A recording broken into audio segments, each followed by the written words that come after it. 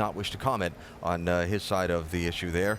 Rusty, we were talking about you and Brad, the experiences in these kind of things. What will tomorrow bring for this? That's the most important day, Alan. Tomorrow they'll have a whole different outlook and everything. They'll go back and look at the replays a little bit. They'll think about it and go, oh, maybe I overreacted there and maybe I shouldn't have done this. And I think it'd be a good thing if these two get on the telephone and talk to each other a little bit. And they'll probably understand real quickly that it was a racing accident. But tomorrow is a key time. They need to cool down right now, get a shower, wake up. They'll feel a little better. Well, it sounded to me like they were talking about almost two different things there. It sounded to me like Joey was talking about just how Ryan races everyone as opposed to the incident. So maybe we got a little bit of misinformation there. We don't have all the information, and these two guys get worked out. They're both good, hard racers, and Joey's a young guy, Ryan's a veteran guy.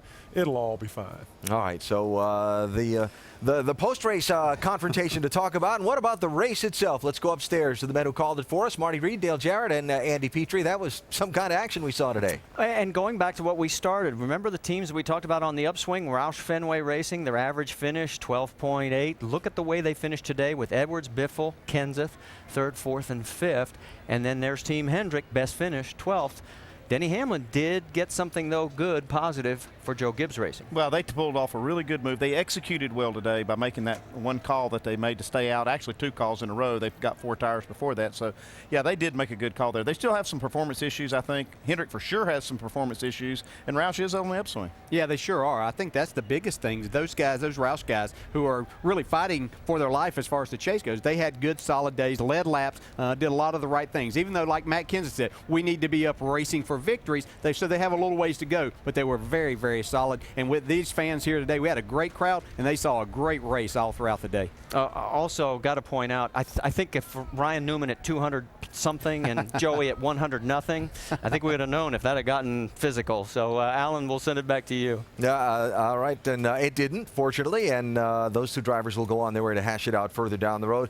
Boy, after a little bit of a threatening rain shower we had earlier today, it turned into a beautiful afternoon here in the Irish Hills of Michigan, and we thank the folks up in the Goodyear blimp flying over the Speedway for our coverage of today, and hope you'll go to Goodyear.com and help out support our troops. Now, talk about we had a couple of heated tempers after a race in Michigan. Imagine what it's going to be like after Bristol next Saturday night. Oh, man. High-banked half mile where they go fender to fender and wheel to wheel and slug it out for 500 laps. That is next weekend at Bristol, and our coverage there begins. First, let's remind you that later tonight, it's the NHRA Lucas Oil Nationals, the finals at 10 Eastern Time on ESPN2, and then NASCAR Now with more post-race coverage from Michigan. That's at 1 a.m. Eastern later on tonight. Then Bristol, Friday night, Nationwide Series going to run 7 Eastern on ESPN, and then Saturday night, the NASCAR Sprint Cup race is on ABC. Remember that? We start with NASCAR Countdown at 7 Eastern on ABC next Saturday from Bristol.